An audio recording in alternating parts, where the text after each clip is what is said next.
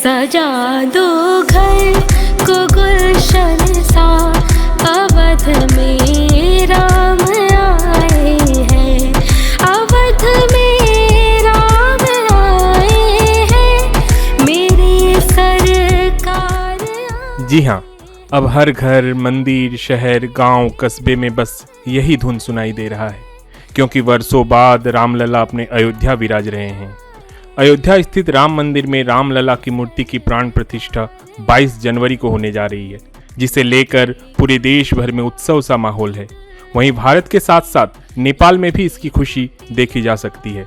प्राण प्रतिष्ठा समारोह से पहले नेपाल के जनकपुर में कई सांस्कृतिक और धार्मिक कार्यक्रमों के साथ उत्सव मनाया जाएगा।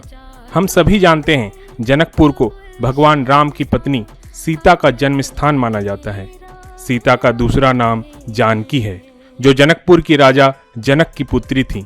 दुनिया के लिए राम भगवान हैं, लेकिन जनकपुर के लिए वो पहले दामाद हैं। इसीलिए उनका यहाँ स्वागत दामाद वाला ही होता है। उन्हें यहाँ कभी सालियों की गालियाँ भी सुननी पड़ी है।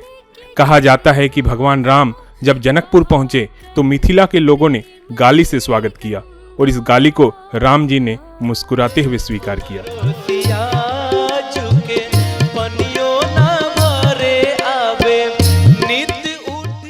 सालियों को गाली देने का अधिकार भी प्रभु श्री राम ने ही दिया है।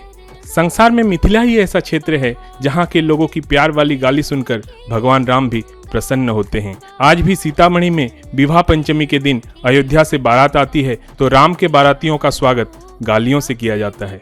तोहरा से पूछूं मैं ओ धनुषधारी, एक भाई गोर काहे एक काहे कारी। इस गीत में राम के सांवले रूप पर चुटकी ली गई है। यानी मिथिला की पहली शिकायत इस बात को लेकर है कि उनकी सुंदर सुशील बेटी का विवाह सांवले रंग के एक पुरुष से हुआ। क्या हुआ जो उन्होंने शिव जी का धनुष तोड़कर अपनी वीरता का प्रदर्शन किया था, थे तो वो सांवले ही। लेकिन दूसरी तरफ कई गीतों में उनको सुंदर दूल्हा भी कहा गया है। निंदा अपनी जगह है, लेकिन दामाद तो दामाद हैं। हालांकि सुंदर कहते हुए भी तंज गायब नहीं हुआ है। एक गीत में तो रघुवंशी राम के ऊपर इस तरह भी ताना मारा गया है, अहाँ के लेलनी खरीदी यो रघुवंशी दुल्हा, मिथिला में गेलो विकाय यो रघुवंशी दुल्हा। यानी रघुवंश के दुल्हा मिथिला में आकर बिक गए, उनको राजा जनक ने खरीद लिया।